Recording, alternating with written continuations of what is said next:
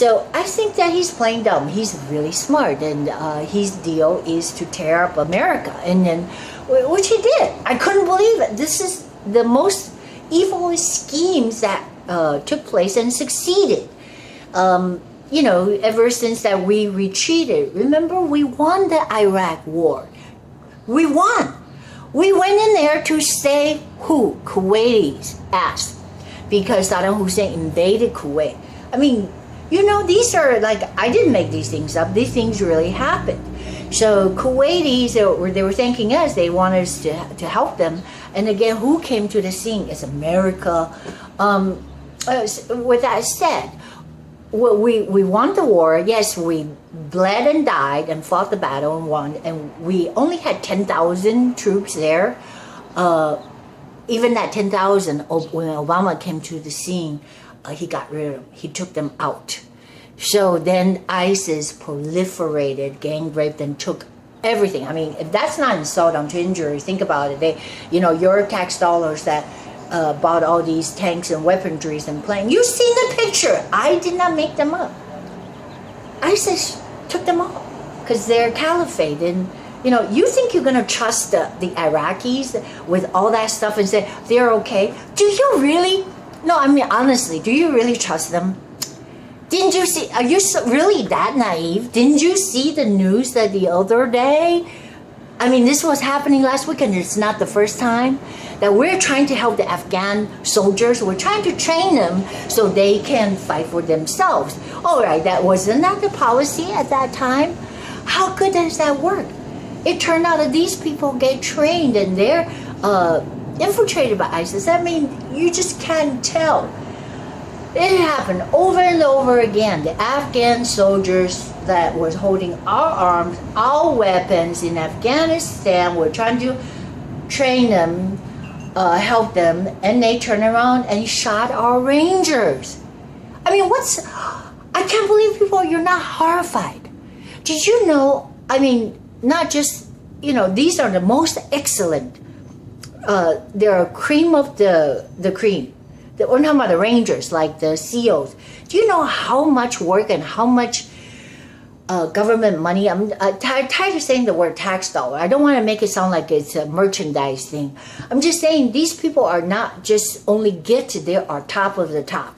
They went through the toughest regimen. I mean, I have friends that went through SEAL school. Amazingly, miraculously, he survived. But, you know, the shit they put him through. I hate to, you know, like brag about this, but I saw bruises on Zook. He was my dive partner when I was in Hawaii. It was like a long time ago, but then he went to San Diego Coronado too, because he enrolled in Navy school. And I said that Zook owed that credit to me because when I was married, I had a little boat that we used to take Zook out in the pitch dock in the little 13-foot ski boat. I'm seriously night diving, and not just night diving. We're doing 2 tanks flip over the boat and outside of Waianae. If you don't know Waianae, that's like the other end, the west side. And then you can be taken out because we want to have a good spot, right? You could be taken out by so-called Molokai Express when you're diving. It's a what do you call it? A current. So a current pulls you out. So some divers do get pulled out to sea. It's called Molokai Express. Look that up if you didn't know. Anyway, so ironically, unknowingly, I trained him because we used to go out and shoot fish because, you know, they're fast. So at night, it's easier. They're sleeping. Okay, I don't want to hear from you saying that it's not fair or whatever, environmentalists. You have to realize that we have to kill and eat, okay? That's the way survival works. And, you know, just because you didn't see a fish being caught or, you know, clean, you have to cut it open and all that kind of, oh, I don't want to see it and stuff. That's just hypocrisy. They strip away all these abilities for people to be able to survive. That's what I'm saying. So I was, at least I was born in a little village, and we used to have to hunt the little tadpoles in the rice paddy and put it in my mouth. That's the only way I can get protein, so shut the fuck up. I mean, you know, didn't have much. Or rice and lard. Okay, that's it. Have your choice, and it's like, ugh, gross. I'm grossed out. So anyway, so we went out diving and catch fish. And you have to understand, I don't waste anything, all right? So just like you see the cartoon, the Felix the cat, there's that fish going, and there's that head. Me, the opposite. I just eat the head. I love the fish head. Long story, okay? They feed you the fish head when you're in poverty, when you're a kid, by telling you that's the best part of the fish, and the rest, the body is junk. So they eat the fillet and everything. But I believed it. So this tell you that how kids are very moldable, gullible, and but until this day, I just love fish heads. So I was telling somebody that they were going out fishing. I said, save me the head. I go, what's wrong with you? We throw away the heads. No, just save me the fucking heads. I just love it. You know what I'm saying? Like slurp it down. Because when you're a kid, they say that's the best part, which makes sense. I don't know how they come up with the ideas. The eyes make you bright, help the eyes. Fish has the brain, has the gill, help your breathing operate. I just go, yeah, you're right. So I must be like, wow, precious, because they were giving me the fish heads.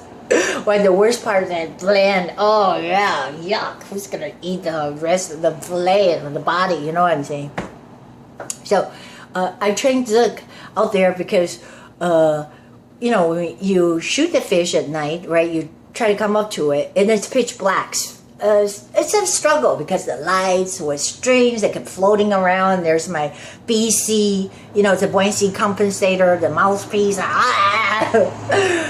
And sometimes you can drown because you get scared, with the current. You don't know, there could be a shark. You just don't know. You don't see anything. That's why it's spooky.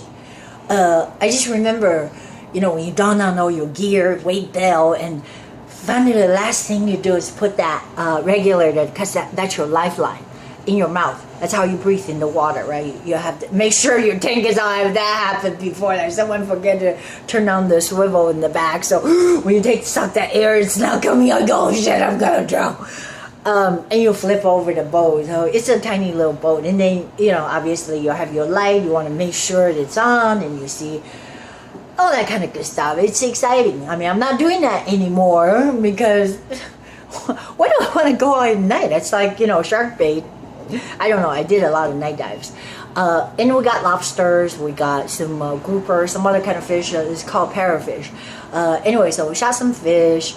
And sometimes they're moving in the bag. It's not easy. You try to get in the bag, but that was my job. All right. I hand it back to Zook. So talk about the seal. And now some of the fish got heavy, so they start swim. They wake up and they start to swim, which is a bad thing because they give out this distress vibe or attract sharks.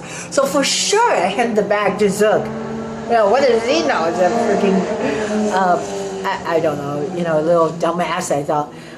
Anyway, so the fish got heavy, and it actually was taking him out to sea. Well, at night you lose the orientation of your direction and equilibrium, so it could be dangerous. Anyways, I don't want to get anybody get him in trouble. I don't know where he's at. He was in San Diego. So that, like I said, when I surfaced in the end, the bad thing was, you feel like you get away with something when you in the end come to the surface, because the end of the dive, right? Your air runs out, and I became really good at it because you can get hyperventilated and lose your air, meaning you suck it out. You're so hyperventilated. You have to go really slow and stingy because you only have 2,000 square inch or whatever psi pounds. You just have this much, and once you breathe it out, I think when you're down to 500 psi, that's when you absolutely have to surface. Anyways, I haven't really done a lot of diving recently, but so you suck down to the last dive, man. You're really risking your life because you don't know. There's all kinds of variation, risk can happen when you surface, especially at night. You don't know where your boat is, and you could be like swimming out to sea. So that's what happened. I'm like, I feel like I got away with something when I come out to surface. So I flop over the boat. I got my fin, I flop. I try to climb in like, I don't know why. It's like, the shark is going to bite my ass or something. But I don't climb in the boat right away. And somebody got to go get the anchor, because remember it's anchored, right, of the it's like a cliff, a drop, so it anchors down to like sometimes 80 feet. And sent down there. So why don't you hand me the fish bag? I'll take it from you, like I'm being nice. And how much air you got, by the way? Can you go yank the anchor? So I have to go down, which is, I don't know, 60, 100 feet to get the anchor. Anyway, that's just my confession, all right? I don't try to murder the guy. All I'm saying is I made Zook so tough, Z-O-O-K, Zook is his name, is a real SEAL. And I'm proud, because 90% even in the SEAL class don't make it to become the SEAL. I remember he said that he was out there, they sent him out there, drop him off. I don't think this is a secret mission. It's part of the training. Of course, running on the sand with boots and then climbing up the poles and then come down the other end and, you know, fall and break your, bust your head wide open. I mean, that happens. And he got them all stitched up, and they made him go through the start of the program all over again. Oh my God. He was treading water out there.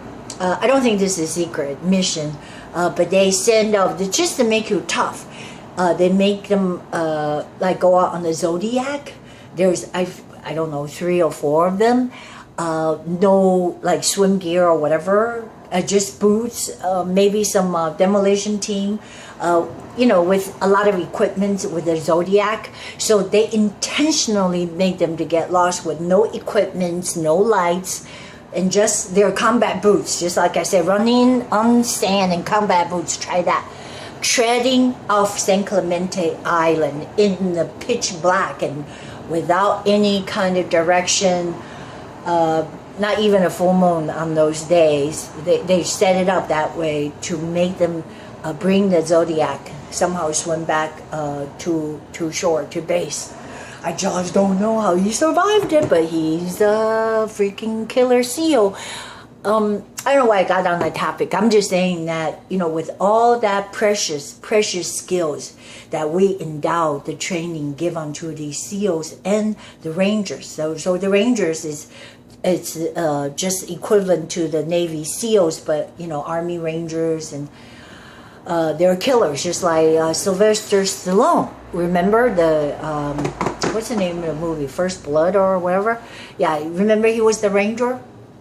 Anyways, so we giving weapons, I'm just saying that pisses me off greatly. That should piss you off too. In Afghanistan, they're saying, oh, these are Afghan, we're training them, and we need interpreters, and we don't know who they are.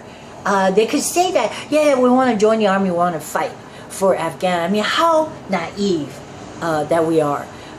We should not even allow that. So they shot our guys in the back. That's what I'm saying. They killed, I think it was 3 or 4 of the best of the best, the elites. So I don't know. I'm very sad. I'm very saddened. I'm not saying that to say, oh, we're anti-war. No, not whatsoever. I'm just saying that we have to be clever and smarter and think like our enemies think. How else you're gonna win the war? It's not easy if you can't be half-assed. And I was just talking on the phone with somebody. I just said that the Vietnam War, you know, people don't glorify, they don't talk about it, and whenever they make it, turn it like Oliver Stone movie, it's always about how horrible the war was. I just think strategically that it was so bad. It was so bad because of our own people that try to hold back. You can't be like crippling people. Then, you know, like if I want to like fight somebody and you stab me, it's like the gladiator. How do you expect me to fight? We're literally stabbing them. I'm talking about like the Vietnam War. I don't want to tell you how old I am, but I dated an older guy. I'm just saying, you know, people think they're crazy. Why are they crazy? You drove them crazy. You fucking liberals drove them crazy. Because these people, these kids are very impressionable. Because I know, I always was thought there's something wrong with me. I was very impressionable as a youngster, especially adolescents. So I'm not talking about myself now. I'm just saying for these kids to be out there. Someone told me just now, that the draft. Okay, I don't know much about it, but I just heard that if you refuse to draft or you're AWOLing, you go to prison or whatever at that time. So they have to go and do the combat and do the training and you know, supposedly sent out to Vietnam because of the cancerous Viet Cong. And again, we're trying to help people. So they slap us back in the face, obviously. Not just the jungle warfare, I think McNamara, the politics, it's just like, you know, you cannot fight a politically correct war. You cannot. But it got to be so ridiculous during the Obama times that I think an army guy told me it is sick. If somebody come at you, he said in Afghanistan or wherever, right? Because remember Obama got us out of Iraq. That's not good. And that caused ISIS, and I say that everything, the blood is on them. Everything happened after that. The refugee crisis, because you unleashed the beast of ISIS. Obama did. And don't think for a moment that he didn't know what he was doing. Oh, they're just JV. That's bullshit. He knows what he's doing. He's not naive. He's not stupid. It's part of the scheme. Soros. Remember, the worse you are, the economy, the more money he can make. Yeah. These people are out there. And it's not a conspiracy theory. It's true. It's really about money. Okay, these people can get rich and they love it. It's an antichrist. They love it when there's a mess. So now ISIS comes and everybody's a mess because they want their caliphate, right? Who started it? Obama. Obama took we want the war, all right? George Bush won the war. Admit it and say it. We want the war in Iraq. And you pull them out. So now Europe is a freaking mess.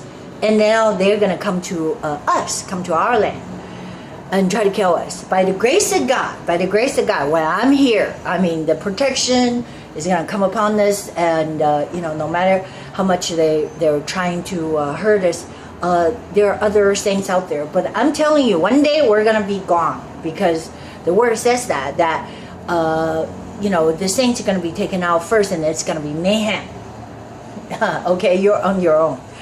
If you're not like, you know, reading the Bible or something like that, or believing, then, you know, forget it. You don't believe anything I said. That's okay. Because I'm not here to actually preach to anybody. I'm just saying, with the Vietnam War, what had occurred, it's not just a shame and disgrace, and we still owe these vets a big thank you apology. Because, I mean, I wasn't here, but I saw footage of people spitting on these wounded veterans in stretchers and calling them baby killers. What do you think that would do to people's psyche? You fucking drive them nuts. It's worse than anything I have seen. All right, so I know some veterans, like I said, from Vietnam. You know, I used to be afraid. I thought, gosh, these people are nuts, because they walk around with big freaking butcher knives. They think someone's going to attack them. They still in the jungle warfare mind. And with all these being, you know, spit upon, yelled at, and, you know, no wonder they go crazy. There's guy in and out of jail. Or went to see his brother, who just got out of San Quentin. I mean, this is a while ago. I don't know if he's still alive. In and out of San Quentin. They can never stay out of prison. Oh, people shot themselves.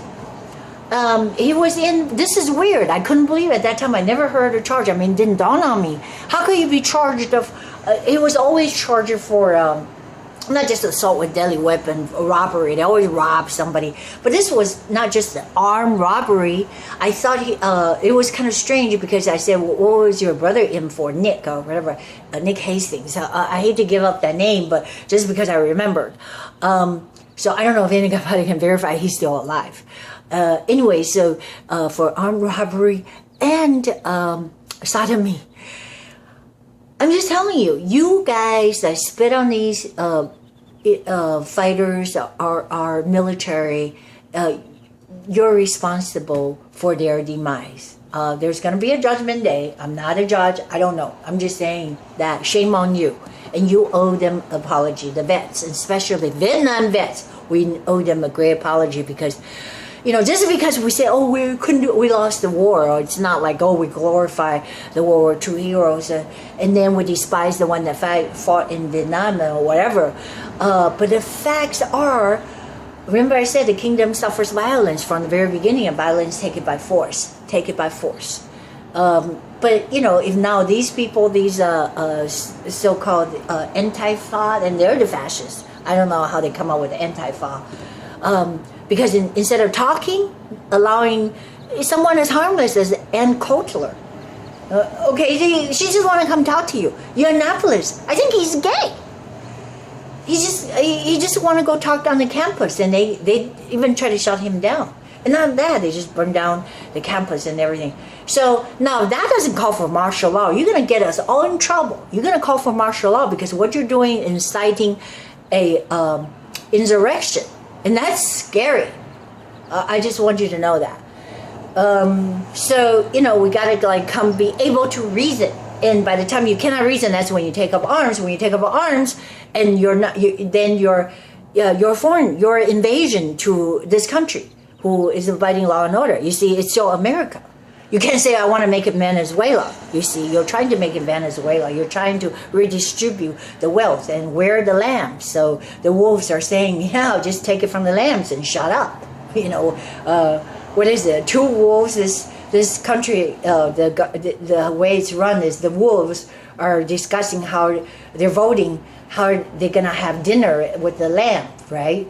So you got two wolves and one lamb. Pretty much you're going to divvy it up. Lamb chops this and lamb chop that. You shut up and just pay. I'm saying, coming to the end now, I know that I just tried to sing that song to sum it up. Happy Independence Day, and great salute to our veterans. May there be healing upon their souls, and especially the Vietnam vets.